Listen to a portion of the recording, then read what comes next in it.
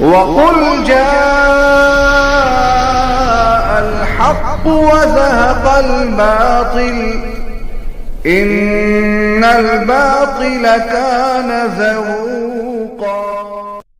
الحمد للہ وکفى وسلام علی عباده الذین اصطفى، اما بعد، اللہم الہمنی رشدی واعذنی من شر نفسی۔ سامعین، عبدالرشید خریجی کے 8 خواب میں نے کل آپ کو سنائے تھے۔ اب آگے مزید خواب سنیں۔ ان کے بعد دارالعلوم وقف نے جو فتویٰ دیا ہے وہ بھی سماعت فرمائیں گے۔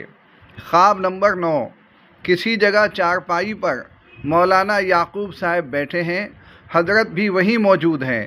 مولانا یعقوب صاحب نے پان لگایا، پہلے خود کھایا، پھر حضرت یعنی عبدالرشید کو دینے لگے، لیکن حضرت پان نہیں کھا رہے تھے اور منع کر رہے تھے۔ پھر مولانا یعقوب صاحب بار بار حضرت کو پان دے رہے تھے اور کھانے کو کہہ رہے تھے۔ جب حضرت منع کرتے رہے تو مولانا یعقوب صاحب انہیں مارنے لگے۔ تب حضرت نے کہا، اگر میں پان کھا لوں گا تو اللہ مجھ سے کام نہیں لے گا۔ اس پر مولانا یعقوب صاحب نے کہا، جب بڑوں کی اطاعت کرے گا تب اللہ تعالیٰ تجھ سے کام لے گا۔ خواب نمبر 10، مکی مسجد میں مولانا یعقوب صاحب بیٹھے ہیں ایک بہت اچھی کرسی پر۔ ان کے برابر میں حضرت بھی بیٹھے ہیں، لیکن وہ ایک ایسی کرسی پر بیٹھے ہیں جس کی 3 ٹانگیں ٹھیک ہیں اور ایک ٹانگ ٹوٹی ہوئی ہے۔ مولانا یعقوب صاحب نے اپنی جیب سے پان نکالا اور حضرت کو کھلایا۔ جیسے ہی حضرت نے پان اپنے منہ میں رکھا، ان کا چہرہ بہت نورانی ہو گیا، اور جب انہوں نے پان چبایا تو پوری مکی مسجد ہاؤس فل ہو گئی۔ پھر ارشاد فرمایا، اللہ اب کام لے گا۔ خواب نمبر 11، ایک کمرہ ہے، اس میں چارپائی پر مولانا یعقوب صاحب بیٹھے ہیں، حضرت بھی بیٹھے ہیں، اور ریحان، مولانا اسامہ اور زبیر بھائی سامنے بیٹھے ہیں۔ مولانا یعقوب صاحب نے حضرت کا ہاتھ پکڑا، وہاں 3 شیشیاں رکھی ہوئی تھیں، ایک میں چونا، ایک میں کتھا، ایک میں تمباکو۔ مولانا یعقوب صاحب نے حضرت کا ہاتھ پکڑ کر چونے والی شیشی میں انگلی ڈالی اور ایک حصہ چونے میں لگا کر پان کے آدھے حصے پر لگایا، پھر انگلی کتھے والی شیشی میں ڈالی اور دوسرے حصے پر لگایا، پھر ایک چٹکی تمباکو چھڑکی اور پان کے 2 حصے کر دیے۔ ایک حصہ خود کھایا اور دوسرا حصہ حضرت کو چھالی رکھ کر ان کے منہ میں رکھا۔ پھر مولانا یعقوب صاحب نے فرمایا، پان کھانے میں 70 فائدے ہیں۔ سب سے بڑا فائدہ یہ ہے کہ امت قربانی دینے کی اسی حالت تک پہنچ جائے گی جس حالت پر حضور صلی اللہ علیہ وسلم چھوڑ کر گئے تھے۔ خواب نمبر 12، حضرت کے ساتھ 15 ساتھی مکی مسجد سے نکلے۔ وہ حضرت کو گلی نمبر 5 میں ان کے گھر تک چھوڑنے جا رہے تھے۔ گلی کے دائیں اور بائیں طرف صحابہ کھڑے ہوئے تھے۔ حضرت گلی کی شروعات میں رک گئے، پھر تھوڑی دیر بعد گھر کی طرف بڑھے۔ صحابہ نے بیچ میں راستہ چھوڑ رکھا تھا۔ جب حضرت آگے بڑھے تو ان کے گھر کے گیٹ پر ایک شخص کھڑا تھا۔ اس نے کہا، حضور صلی اللہ علیہ وسلم نے آپ کے لیے کچھ ہدیہ بھیجا ہے، اگر آپ کہیں تو پیش کروں۔ حضرت نے کہا، جی۔ اس شخص نے آواز دی۔ عباس، ریحان نے آواز سن کر پہچان لیا کہ یہ حضرت عمر رضی اللہ تعالیٰ عنہ ہیں، تو ریحان پیچھے ہٹ گیا۔ پھر حضرت عباس آئے۔ ان کے ہاتھ میں ایک تھال تھا جو نہ گول تھا اور نہ چوکور، اس میں پان رکھا ہوا تھا۔ حضرت نے پان کھایا۔ پہلے سے ہی ان کا چہرہ بہت نورانی تھا، لیکن پان کھانے کے بعد وہ نور اور ٹپکنے لگا۔ پھر حضرت واپس مکی مسجد گئے اور کرسی پر بیٹھ کر بیان شروع کیا۔ یہ بیان 6 یا 7 دن تک چلا۔ جب بیان ختم ہوا تو ریحان مسجد کے باہر نکلا اور دیکھا کہ پورا پروانہ روڈ بھرا ہوا ہے، یہاں تک کہ کچھ غیر مسلم لوگ جو خریجی میں رہتے ہیں وہ بھی بیٹھے تھے۔ انہوں نے ٹوپی پہنی ہوئی تھی اور داڑھی بھی رکھی تھی، اور وہ حضرت کا بیان سن رہے تھے۔ خواب نمبر 13، جماعت چل رہی ہے ریگستان میں، ساتھ میں مکی مسجد کے ذمہ دار ساتھی بھی ہیں اور حضور صلی اللہ علیہ وسلم بھی ساتھ ہیں۔ چلتے چلتے حضور صلی اللہ علیہ وسلم کو چلنے میں دقت ہو رہی تھی، تو حضرت نے حضور صلی اللہ علیہ وسلم کو اپنے کندھے پر اٹھا لیا۔ چلتے چلتے وہ مکی مسجد پہنچے اور پوری جماعت ایک کونے میں بیٹھ گئی۔ حضرت حضور صلی اللہ علیہ وسلم کے لیے کرسی صاف کرنے لگے۔ وہاں 2 کرسیاں رکھی تھیں، ایک بہت مہنگی، ایک ٹوٹی ہوئی۔ حضرت مہنگی والی کرسی صاف کرنے لگے تو حضور صلی اللہ علیہ وسلم نے ارشاد فرمایا، اے عبدالرشید، غربت میں کیا ہوا کام امت کی ہدایت میں آسانی دیتا ہے۔ حضرت رک گئے اور حضور صلی اللہ علیہ وسلم جا کر ٹوٹی ہوئی کرسی پر بیٹھ گئے۔ پھر حضور صلی اللہ علیہ وسلم نے فرمایا، عمر۔ حضرت عمر نے اپنی جیب سے پان نکالا اور حضرت کو دیا۔ پھر حضرت عمر نے آواز لگائی، عباس، تو حضرت عباس آئے اور حضرت کے لیے ٹوٹی ہوئی کرسی رکھی اور حضرت اس پر بیٹھ گئے۔ حضور صلی اللہ علیہ وسلم نے حضرت کے سر پہ ہاتھ رکھا اور حضرت نے بیان شروع کیا۔ پوری مسجد آباد ہو گئی۔ ریحان مسجد کی چھت پر گیا تو اس نے دیکھا کہ دور دور تک کوئی گھر نہیں ہے، صرف خالی میدان ہے اور ہر جگہ لوگ بیٹھے ہیں اور حضرت کا بیان سن رہے ہیں۔ جس نے یہ خواب دیکھا وہ جاگ گیا، پھر سویا تو اسی خواب کے اندر وہ حضرت کو یہ خواب سنا رہا تھا۔ اس وقت حضرت کی کمر پر حضور صلی اللہ علیہ وسلم کا پسینہ تھا، جس سے بہت خوشبو آ رہی تھی اور وہ چمک بھی رہا تھا۔ ان کے ہونٹوں پر پان کا تھوڑا سفید نشان بھی تھا۔ خواب نمبر 14۔ جنگ چل رہی ہے، مکی مسجد کے ساتھی ساتھ میں ہیں اور سامنے غیر مسلم لیڈر وغیرہ بھی ہیں۔ ہم سب نے زرہ پہنی ہوئی ہے، ہمارا ایک ساتھی شہید ہو جاتا ہے تو حضرت غصے میں کہتے ہیں، اتارو اسے۔ ہم سب نے اپنی زرہ اتار دی۔ حضرت عمر رضی اللہ تعالیٰ عنہ نے اپنے دائیں ہاتھ سے حضرت کا بایاں ہاتھ پکڑا ہوا تھا۔ حضرت عمر بار بار حضرت کو پان کھلا رہے تھے۔ ایسا محسوس ہو رہا تھا کہ پان کھانے سے حضرت کو طاقت مل رہی ہے۔ حضرت نے 3 یا 4 کافروں پر تھوکا تو وہ وہیں ختم ہو گئے اور وہ جنگ ہم جیت گئے۔ خواب نمبر 15۔ مکی مسجد میں حضور صلی اللہ علیہ وسلم بیٹھے ہیں۔ حضرت مین گیٹ پر سے آئے اور چھوٹے گیٹ کی طرف جانے لگے۔ حضور صلی اللہ علیہ وسلم نے آواز دی، عبدالرشید۔ حضرت حضور صلی اللہ علیہ وسلم کے پاس آئے۔ حضور صلی اللہ علیہ وسلم نے انہیں اپنی گود میں بٹھا لیا۔ جب حضرت گود میں بیٹھے تو ان کا بدن چھوٹے بچے جیسا ہو گیا۔ حضور صلی اللہ علیہ وسلم نے کسی صحابی سے کہا، ابھی اسے پتہ نہیں ہے۔ پھر حضور صلی اللہ علیہ وسلم نے حضرت سے کہا، اے عبدالرشید، کیا تو جانتا ہے کہ اللہ تعالیٰ تجھ سے راضی ہے؟ حضرت نے کہا، اگر اللہ راضی ہے تو مجھ سے کام کیوں نہیں لے رہا؟ پھر حضور صلی اللہ علیہ وسلم نے حضرت کو پان کھلایا اور اٹھا کر انہیں ایک ٹوٹی ہوئی کرسی پر بٹھایا۔ حضرت نے بیان شروع کیا۔ اتنا مجمع بڑھ گیا کہ مسجد میں جگہ ختم ہو گئی۔ پھر حضور صلی اللہ علیہ وسلم نے فرمایا، اب بھی کوئی شک ہے؟ خواب نمبر 16۔ خواب میں دیکھا کہ ایک خیمہ ہے، اس کے اندر حضرت تلوار پر دھار لگا رہے ہیں۔ ہم سب اس خیمے کے اندر تھے۔ مکی مسجد کے سارے ساتھی، مہاراشٹر کے عمر بھائی، ایک ساتھی عمیر بھائی، جھانسی کے فیروز بھائی، حمزہ بھائی اور ارمان بھائی بھی وہاں تھے۔ حضور صلی اللہ علیہ وسلم آئے، اونٹ پر تھے، اسامہ بھی ان کے ساتھ تھا۔ حضور صلی اللہ علیہ وسلم اونٹ سے اترے اور خیمے میں آئے۔ حضور صلی اللہ علیہ وسلم نے حضرت سے کہا، اے عبدالرشید، کیا تجھے شہادت محبوب نہیں ہے؟ حضرت نے کہا، یا رسول اللہ، مجھے شہادت محبوب ہے۔ حضرت جس تلوار پر دھار لگا رہے تھے، حضور صلی اللہ علیہ وسلم کے ارشاد کو سن کر حضرت نے تلوار پھینک دی۔ پھر حضور علیہ السلام کے ساتھ حضرت 4-5 قدم آگے بڑھے اور حضرت واپس خیمے میں آئے۔ حضرت نے ہم سے کہا، تم سے کیا الگ چلنے کو کہیں گے؟ پھر ہم بھی ساتھ ہو گئے۔ حضرت اتنے غصے میں جنگ لڑ رہے تھے کہ وہاں پہلے سے ہی صحابہ کا مجمع لڑ رہا تھا، لیکن حضرت سے زیادہ غصے میں لڑنے والا کوئی نہیں تھا۔ کسی صحابی نے حضور صلی اللہ علیہ وسلم سے پوچھا، یہ شخص کون ہے؟ حضور صلی اللہ علیہ وسلم نے کہا، یہ تمہارے دوستوں میں سے ہے۔ عمدہ بات تو یہ ہے کہ یہ میرا محبوب ہے۔ خواب نمبر 17۔ حضرت جہاں پر مشورے کے بعد بیٹھتے ہیں وہاں پر حضرت بیٹھے تھے۔ کرسی پر حضور صلی اللہ علیہ وسلم بیٹھے تھے۔ جہاں حضرت بیان کرتے ہیں وہاں 150 صحابہ حاضر تھے۔ مولانا سعد آئے، ساتھ میں ان کے 2 بیٹے تھے۔ وہ حضرت کے پاس آئے اور بولے، میں نے خواب دیکھا ہے، حضور صلی اللہ علیہ وسلم نے حکم دیا ہے کہ آپ سے ملوں۔ میرے دونوں بیٹوں نے بھی وہی خواب دیکھا ہے۔ میں آپ سے اختلاف ختم کرنے آیا ہوں۔ حضرت نے ان کا ہاتھ پکڑا۔ بہت غصے میں تھے حضرت۔ مسجد کے باہر والے حصے میں 3 مکی مسجد کے ذمہ دار بیٹھے تھے، منا بھائی، عرشی بھائی، نادر بھائی۔ جیسے مشورے کے بعد حلقہ لگا کر بیٹھتے ہیں۔ ان کا بدن بہت سوکھ چکا تھا، آنکھیں اندر کی طرف دھسی ہوئی تھیں، کپڑے پیوند والے تھے لیکن چہرہ بہت نورانی تھا۔ حضرت نے مولانا صاحب سے کہا، میں نے محنت کی اور ایسے ساتھی بنائے کہ جس جگہ بھی بھیج دوں اس جگہ کو ہلا کر رکھ دیں۔ تم نے محنت کی، کیا کیا امت میں توڑ پیدا کیا۔ حضرت نے ہاتھ جوڑ کر جھٹکا اور کہا، جاؤ اپنا کام دیکھو۔ خواب نمبر 18۔ ایک میدان ہے، وہاں ریس ہو رہی ہے۔ ریس کے اخیر میں حضرت کھڑے ہیں۔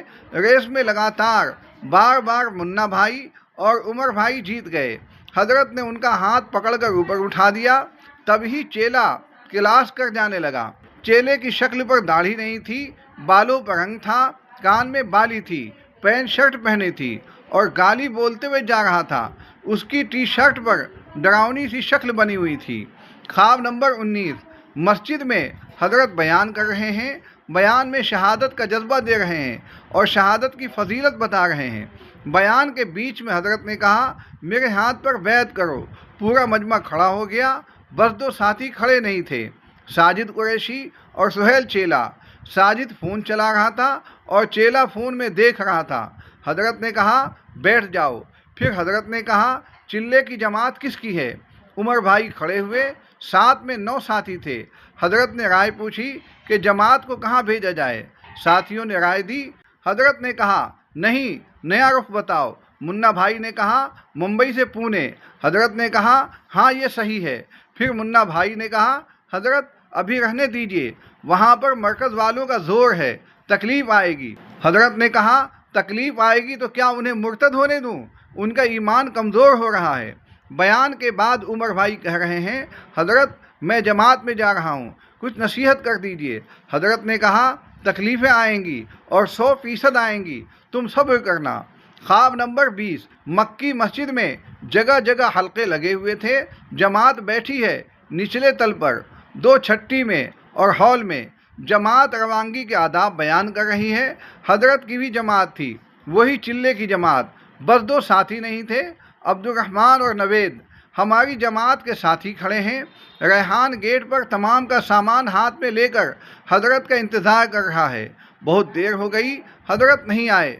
ریحان اوپر چھت پر چلا گیا۔ حجرے میں حضرت گیٹ کے سامنے بیٹھے تھے، حضور صلی اللہ علیہ وسلم اندر کی طرف بیٹھے تھے۔ میں نے حضرت سے کہا، حضرت جماعت تیار کھڑی ہے، آپ کا انتظار کر رہی ہے۔ حضرت حجرے سے نکل کر آئے۔ ریحان نے کہا، حضرت آپ رہنے دیجئے، اتنی ساری جماعت ہے، انہیں کون روانہ کرے گا؟ حضرت نے کہا، حضور صلی اللہ علیہ وسلم موجود ہیں۔ پھر حضرت نیچے آئے، ہال تک پہنچے اور پھر واپس اوپر جانے لگے۔ حضرت نے حضور صلی اللہ علیہ وسلم سے کہا، یا رسول اللہ، جماعت میں جا رہا ہوں، کچھ نصیحت کر دیجئے۔ حضور صلی اللہ علیہ وسلم نے ارشاد فرمایا، شہادت کا جذبہ دل میں محفوظ رکھ یہاں تک کہ موت آ جائے۔ خواب نمبر 21۔ مکی مسجد کے اندر بیچ میں نچلے گراؤنڈ فلور پر مولانا الیاس صاحب، مولانا یوسف صاحب، مولانا زبیر صاحب، مولانا یعقوب صاحب، مولانا انعام الحسن صاحب اور شیخ زکریا حلقہ بنا کر بیٹھے ہیں۔ اس حلقے کے اندر حضرت ابوبکر صدیق، حضرت عمر، حضرت عباس بیٹھے ہیں۔ حضرت جہاں مشورے کے بعد بیٹھتے ہیں وہاں بیٹھے ہیں، قبلے کی طرف رخ کر کے دعا مانگ رہے ہیں۔ تھوڑی دیر بعد حضرت کی آواز تیز ہو گئی اور رونے لگے۔ حضرت فرما رہے تھے، اے اللہ، میں اتنی محنت کر رہا ہوں پھر بھی کام نہیں بڑھ رہا۔ تب حضور صلی اللہ علیہ وسلم نے حضرت ابوبکر صدیق سے کہا، جاؤ ترتیب دے کر آؤ۔ ابوبکر صدیق آئے، حضرت نے دیکھا اور ادب کے لیے کھڑے ہو گئے، ان سے مصافحہ کیا، پھر دونوں بیٹھے۔ ابوبکر صدیق نے فرمایا، اے عبدالرشید، دل میں غربت اور شہادت کا جذبہ ایسا بڑھاؤ جیسے آدمی کے جسم میں خون اور اپنے ساتھی کے خون میں شہادت اور غربت کا ہونا صحیح ہے۔ خواب نمبر 22۔ کوئی سمندر ہے بہت بڑا، اس کے کنارے پر حضرت عبدالرشید صاحب، مولانا سعد صاحب، حضرت عمر بن خطاب، حضرت ابوبکر صدیق رضی اللہ تعالیٰ عنہ اور حضور اقدس صلی اللہ علیہ وسلم، یہ 5 گھوڑوں پر بیٹھے ہوئے تھے، سفید رنگ کے گھوڑے تھے۔ حضور صلی اللہ علیہ وسلم نے ارشاد فرمایا حضرت سعد صاحب سے اور حضرت عبدالرشید صاحب سے، جاؤ چلو پانی پر۔ تو حضرت سعد نے یہ کہا، مجھے مارنا ہے کیا؟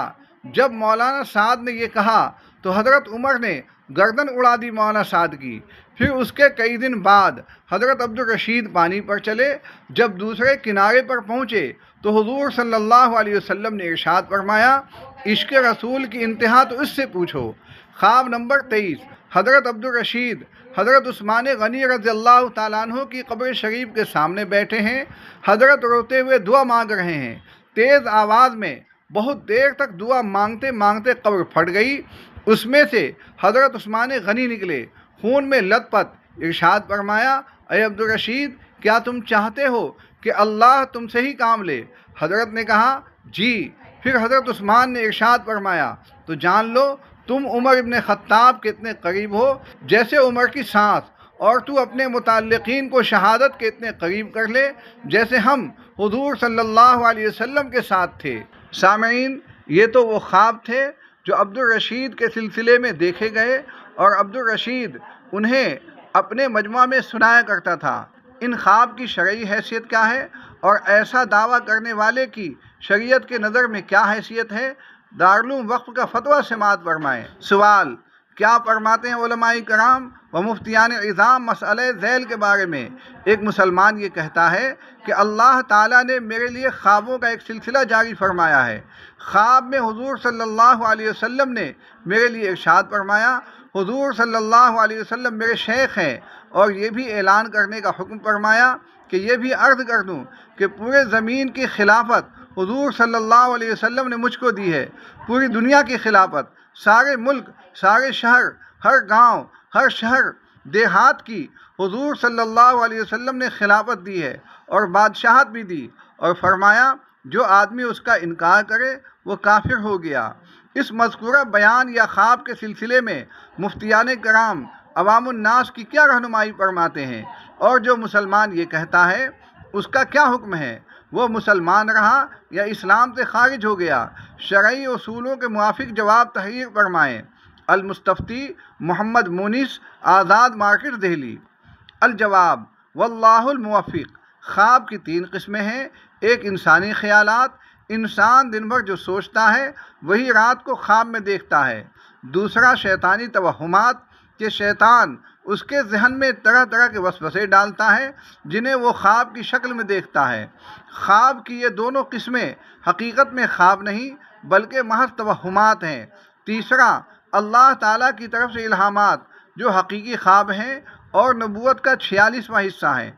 چونکہ ان تینوں کے درمیان فرق کرنے کی کوئی یقینی صورت موجود نہیں، اس لیے شریعت میں خواب حجت اور دلیل نہیں۔